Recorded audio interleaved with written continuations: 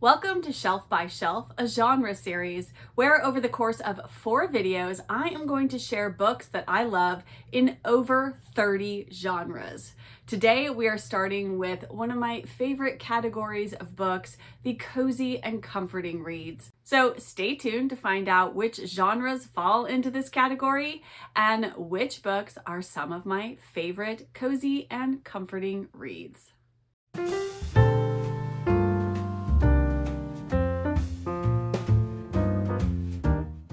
Hello book friends, I'm Jen and welcome back to my reading life and welcome to a brand new video series that I'm calling Shelf by Shelf, a genre series.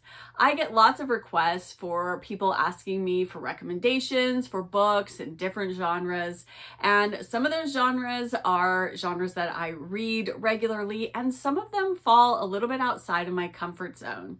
And yet I do have books that I have read and enjoyed in a variety of genres, subgenres, book categories or classifications, however you want to call them. And so I thought it would be fun if I put together a video of some of my favorite books in a wide variety of genres. And I'm going to use the term genre to cover genre, subgenre, category, classification. So this is not that I think every one of these categories is a genre per se, but for the sake of being clear and concise, I'm just going to use the umbrella term genre. It's a whole other video if we want to get into what is genre and what that means exactly. But for simplification, I am just using it as a way to group like books together. As I mentioned in the intro, today's video is all about cozy and comforting reads, which, as you know, is one of my go-to style type feel of book. But this video series is not just about the books that I naturally and generally gravitate towards, but also towards those books and genres that are possibly a little bit outside of my comfort zone, and yet there are books in genres and categories, classifications, etc. that I have absolutely loved and would recommend. And so for part 2 of this video series, I am going to be talking specifically about books outside my comfort zone. And then in part 3 of the video, we will head into quiet and reflective reads. And the 4th and final video in the series is going to cover atmospheric and immersive reads. So I hope that you find something in this series that appeals to you, that speaks to you. And I think we're going to talk about some books throughout this series that I don't normally share on my channel. And I think that might be fun. So without further ado though, let us get into the place we have to start that's closest to my heart. I'm a poet and I didn't know it. Sorry, I digress. And that is, of course, cozy and comforting books. Grab yourself a cuppa and let's dive in. The first genre I want to share with you under the cozy and comforting reads umbrella is cozy and or cozy adjacent mysteries. Now, I have just recently done an entire video about cozy adjacent mysteries, so of course there are lots of mysteries in that video that you can go to as a resource. But the one that I wanted to share in this video, which is actually a series, because I feel like it actually really crosses the boundary of cozy and cozy adjacent, and that is the Beatrix Potter Cottage Tales by Susan Wittig Albert. This is the first book in the series, which is The Tale of Hilltop Farm. I also have the second book in the series, which is The Tale of Holly Howe, and I've read both of these and thoroughly enjoyed them. This is a lovely series which features Beatrix Potter as our main character, and there is a mystery, of course, in each of the books. And what's interesting about this series in particular is that You also get the perspective, the thoughts, the conversations of the animals in Beatrix Potter's world. Now, they don't speak to humans, they only speak amongst themselves, but they sort of assist in the solving of the crimes. And so that is just kind of an added extra little cozy element that I think makes this series really unique. But it's done in a way that, for me personally, doesn't feel too twee, for lack of a better word. It just seems to really work the way Susan Wittig Albert has done. I'm excited to move on to book 3 in this series, but if you're looking for something that is cozy but still has just a tiny bit of a bite to it in terms of the mystery, like the mysteries are themselves engaging and they feel realistic and they don't feel out of the realm of Beatrix Potter being involved in sort of the solving of them, then definitely give this series a read. I think this is a backlist cozy mystery series that doesn't get a lot of love these days, so I wanted to promote it once again. If you've never read it and you enjoy cozy mysteries, I definitely think this one's a winner. Before I share the second genre and the book I'm recommending for it, I do want to mention that there are a few genres in this series that are going to show up in a few different videos. And that's because even within specific genres or categories of books, there's going to be a wide variety of style and topics. And so some of those might be cozy and comforting. Some of them might be immersive and atmospheric. So you might see a few genres fall into different videos. And this next genre is one of those, and that is historical fiction. Now, historical fiction can often be atmospheric, immersive, it can be quiet and reflective, but sometimes it can be a little bit cozy and comforting, as is with this book and the series that this is the first book in, and that is Dear Mrs. Bird by A.J. Pierce. And this is the first in the Emmy Lake books. In this series, we're following Emmy Lake. She's an aspiring journalist in London during World War II, and she gets a job in this first book working for a magazine for a woman who writes the Agony Aunt column. So she responds to letters that people write in asking for help about certain things, but she's very specific about the types of letters she'll answer, and she doesn't want to answer anything really difficult or controversial or anything like that. Emmy has different ideas. But really, this series is so much about friendship and relationships and found family. And I think that's what's so lovely about both this book and the series as a whole. And it doesn't shy away from dealing with some difficult subject matters, but I think A.J. Pierce does it in a really wonderful way that makes it not easy to read per se, but even if something happens to a character that's tragic or sad or upsetting in some way, it also feels a bit cathartic as you go along with the characters and watch them as they deal with the aftermath of that situation. So I think it's just really lovely. I just came to love all of the characters in this series. Well, not all of them, but you know, the main characters, the ones you're supposed to love. And I can't recommend this series and this book in particular enough. I've read Dear Mrs. Bird twice. I recommend both reading the physical book and also the audiobook. If you enjoy audiobooks, it is wonderful that way. But if you enjoy historical fiction and you want something that's maybe a little bit gentler than some other historical fiction novels that really deal with difficult subjects, then definitely give Dear Mrs. Bird a read. Our next genre is women's fiction, which is it's somewhat of a nebulous categorization of books, but books that are written about women and women's lives and women's stories in a way that I think speaks to women and our experiences of being a woman.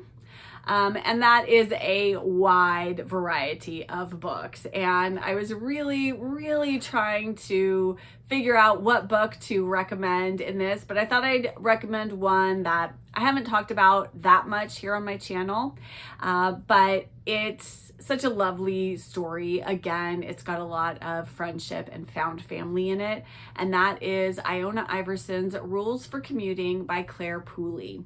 In this, we're following Iona, of course, actually another advice columnist, which is kind of funny. I didn't plan it that way. And she rides the London Tube to and from work every day, and she sees the same people on her commute every single day because they're always on the same train. And she has kind of cute little nicknames. She's named everybody that she sees regularly who she's interested in. And then one day, one of those passengers chokes on some food and has to be sort of rescued, and there's a nurse who happens to be on board the train who helps save this man's life. And as a result, these strangers on this train suddenly develop relationships with one another, and you just kind of follow them as they go along. I'm always really drawn to stories where people come together and change each other's lives, either in just kind of small everyday ways or sometimes really big significant ways. And I think this book does that in a really wonderfully beautiful way. And I really loved getting to know all of the different characters and watching Iona kind of grow and change throughout the story was such a really lovely aspect of it, which is why I categorize this in the women's fiction genre, because I think Iona is really at the core of this book and her experience as an older woman and just kind of how these new relationships and friendships change her is just such a lovely part of the story. So if that sounds good to you, definitely give Iona Iverson's Rules for Commuting a read.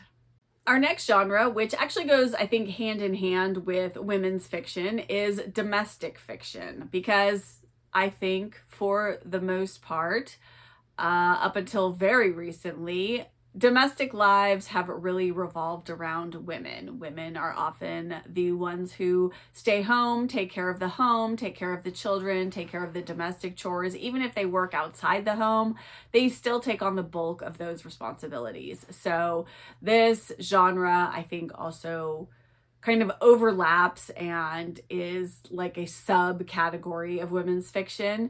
But I really love domestic fiction, especially domestic fiction that's set in a different time period than our own. So I particularly love interwar domestic fiction or post-World War II domestic fiction. I just am really fascinated with that time period in women's lives. And one author whose novels I'm really enjoying discovering is Angela Thirkell. And this is High Rising, the first book in her Barsetshire novels. And this, we are following Laura Morland, who is a writer, and she and her youngest son Tony are off to their like country house for the holidays, and it's just all about their day-to-day lives and all of the lovely like domestic details of that. And so you just follow them and their friends and other family members, and this is a perfect book to read in the lead up to the holiday season if you're looking for something to read this winter time. But really it's a great read anytime, and I am really enjoying working my way through the Barsetshire novels. I'm actually hoping to get to August Folly this month, which is book 4, I believe, 4 or 5, I can't remember now. And people often ask me, do you need to read these books in order? And I have heard some conflicting opinions on that. There are definitely recurring characters, though you do meet different people in some of the subsequent novels, though Laura Morland and her son Tony have shown up in a few already. But it does, I think, people show up periodically throughout the books. I'm planning to read them all in order, but of course you can decide whether or not you want to do that. Though I do think each book could be read as a standalone. I don't think you necessarily need to have read them all in order, but I'm just going to do it that way so that I make sure I don't miss any, because I just love Angela Thirkel's writing, and if you like domestic fiction, I think she's a great choice. Our next genre is one of my very, very favorites, and that is family sagas. I just love a good family saga. It was so hard to choose a family saga to share here with you all, but I picked one of my very, very favorites, which I haven't talked about in a little while, so it seemed fitting to mention it here. Of course, you know I love Rosamund Pilcher. I think any of her big novels, her big four, any of those are fabulous family sagas. But today I'm going to recommend the Chadwick Family Chronicles by Marcia Willett. So there are 3 books in this trilogy. They are Looking Forward, Holding On, and Winning Through. Please read these in this order. So Looking Forward is book 1, Holding On is book 2, Winning Through is book 3. They definitely need to be read in that order. In these, we're of course following the Chadwick family, and in Looking Forward, it is 1957, and Fliss, Mole, and Susanna are returning to the Keep, which is the family home in England, to live with their grandmother after the death of their parents and their older brother in Kenya. And we just sort of follow the story of the 3 young children as they reacclimate to their new lives, new surroundings with their wonderful grandmother.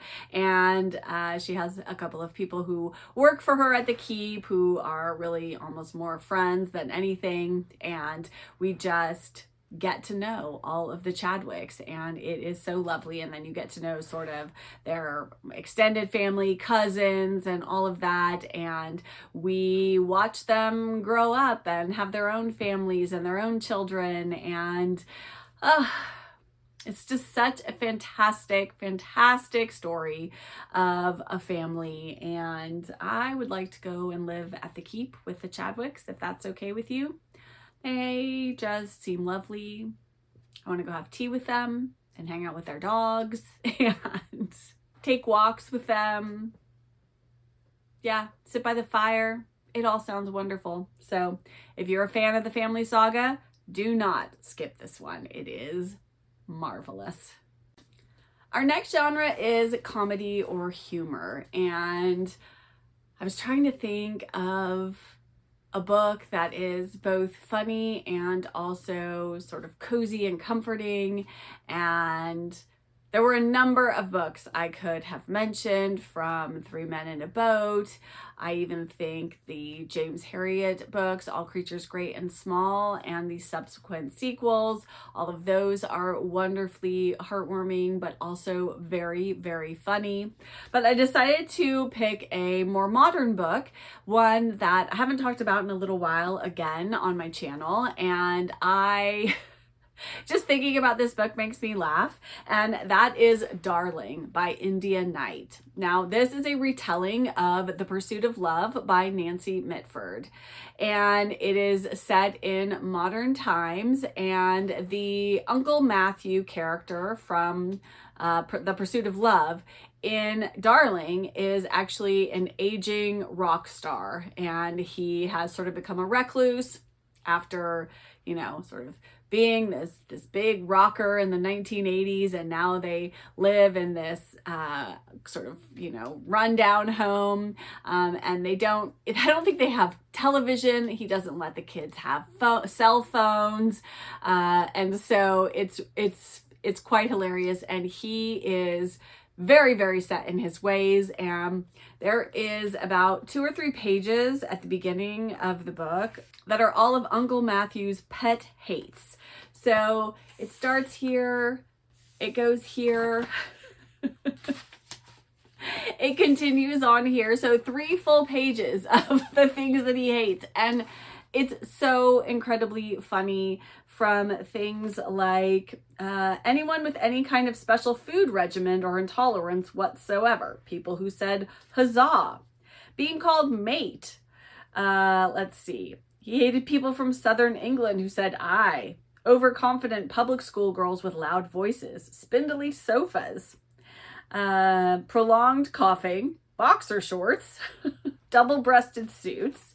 So it just goes on, and I laughed so hard and so many times throughout this book. I think Indian Night has done a brilliant job of retelling The Pursuit of Love. I definitely think you can read Darling without having read The Pursuit of Love, but if you love this, go read The Pursuit of Love and then reread this, because I just think it adds so much more to the story if you know Nancy Mitford's original version. But either way, this is a wonderful book, very, very funny, and yes, just such a great read. I can't recommend this one enough. In fact, now I really want to reread it. And our next genre is food writing, and I love food writing, don't you? I find food writing really cozy and comforting, and even though I personally am not the best cook, I'm decent, but I'm not really drawn to, experimenting and, being a really kind of great chef or anything like that. Even a great home chef necessarily. I want to make a good eatable food. I don't want it to take too much time, and I don't want it to have too many ingredients. So those are my requirements. But I love reading about people who are foodies and love food. And I do enjoy food and eating food. But my favorite food writer, of course, if you're new here, this is my favorite author, and she's written both fiction and nonfiction, but her two nonfiction books, which are both about food, is Home Cooking and More Home Cooking by Laurie Colwin. I adore Laurie Colwin, and I love, love, love her food writing. So even if you're not a huge fan of her fiction, if you've tried her fiction and it's not for you, because she may not be for everybody. In fact, she isn't for everybody. But I really think if you enjoy memoirs or food writing, give these two books a read, because they are so, so lovely. And I just think she is so wonderful at evoking food and a meal, and even if it's something I would never make myself, I just love the way that she writes about it. So she's just such a knack for that, and I think not everybody does. So yes, so if you enjoy food writing and you haven't read these two, definitely don't give them a miss. Read these. They're wonderful. And my final genre, which isn't really a genre, it's just an age classification, is middle grade. And I actually have two books I'm going to share with you for middle grade recommendations. And one is a book I read as a child and I've reread as an adult, and I just love. It's one of my favorite books of all time. And the other is a book that I first came to as an adult. It's a more modern book, though it is historical fiction.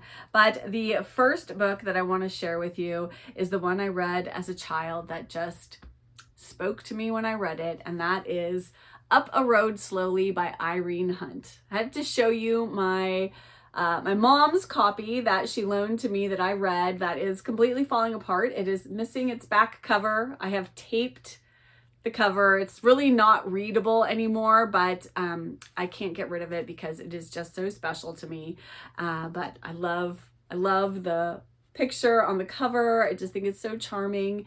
But I'm going to actually hold up my newer edition so that other one doesn't continue falling apart. Up a Road Slowly is basically a coming of age novel. We're following Julie, and Julie's mother passes away when she's a young girl, and she's pretty much sent to live with her Aunt Cordelia, who doesn't live far from her family, but because she's the youngest and really I think kind of needs a mother figure, her father sends her to Aunt Cordelia. She has an older brother and sister who stay at home, and she just grows up living with Aunt Cordelia, and you kind of see her with her friends and at school and with Aunt Cordelia. And this follows her up through, I believe, her high school graduation. And I just love Julie. I just really related to her. She just felt like a girl. I felt like I could be Julie. She just felt very real to me, like a real young girl growing up and just kind of having those, you know, sometimes hard, difficult transitions and things that you go through as a young girl, like being jealous of her sister getting married and, you know, kind of, young love and how that can be disappointing. I do think this is probably a middle grade book that skews a little bit to the older age of middle grade readers. Though maybe now younger 9-10-year-old could read it, but I think 11-12 is probably a better age for reading this book and really kind of relating to Julie. But I love this book. I think it is just so poignant and brings tears to my eyes every time I read it. And yeah, I'm gonna need to reread it again in a not too distant future because I just love it so much, and I can't say enough wonderful things about it. And the second middle grade book I want to recommend to you is The Skylark's War by Hilary McKay. And what I loved about this was, first of all, it is a middle grade book set during World War I, not World War II, which tends to be the go-to. If we're going to set a book during a war, we're going to set it during World War II. So I found it a little bit refreshing to, not that stories about war are refreshing necessarily, but it was just nice to read about World War I, which I just think it was a different war and it was a different time. In this, we're following Clary, and she lives in England with her father and her brother, and she spends her summers with her brother Peter and her cousin Rupert. And this is right at the cusp of World War I. And then when World War I begins, she finds out her cousin Rupert has enlisted. I think this book does a really great job of showing, what it was like being kind of left back at home, on the home front, versus what it was like being actually part of the war itself. And I think this book does a good job of kind of showing both of those sides. I just really thought this book was well done, well written. And again, because it is talking about World War I instead of World War II, it just felt a little bit more fresh to me. And there's actually a sequel to The Skylark's War, which I have on my shelf and still need to read. But I think I might reread The Skylark's War first and then read the sequel. But I highly recommend this one. I think it is an under the radar middle grade book that I don't often hear talked about, but I definitely would recommend. And that will wrap up this video about cozy and comforting reads in my shelf by shelf genre series. I hope you enjoyed a slightly different format from normal. As I said, my next video in this series is going to be all about books outside my comfort zone. So books that I have read and loved, but that aren't in genres that I read on a regular basis. So if that sounds intriguing to you, stay tuned. That video will be up in a couple of weeks. But yes, I thought this would be fun to kind of branch out a little bit, talk about some genres, subgenres, book categories that I both talk about a lot and also never talk about at all. So this felt like a really good way to encompass a lot of genres in a series of videos. So stay tuned because there is lots more to come, but I would love to hear from you. What are some favorite books of yours in some of these genres I shared today? And is there a book that I mentioned today that you're now intrigued to read? Let's talk all things cozy and comforting reading recommendations down in the comments below. And if you're here but you don't have anything you'd like to add in the comments, but you'd like to let me know you were here, leave something cozy, a cozy emoji. What's cozy? Books, tea, teddy bears, blankets, sweaters.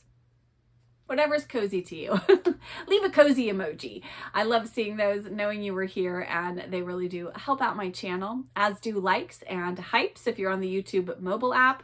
And if you're new here and you haven't yet done so, I would love it if you would hit that subscribe button and turn on your notifications so you don't miss any of the videos coming out in this series in the future. And thank you all so much for being here, for all the lovely comments you have left on my most recent videos. I so appreciate it. And as a quick reminder, for the rest of August, I will only have videos coming out on Tuesdays, so please stay tuned for that. But I'll be back to my regular Tuesday and Friday upload schedule in September. But I'll still be back with another video next week. And until then, I wish you a good book and a warm cuppa. Bye!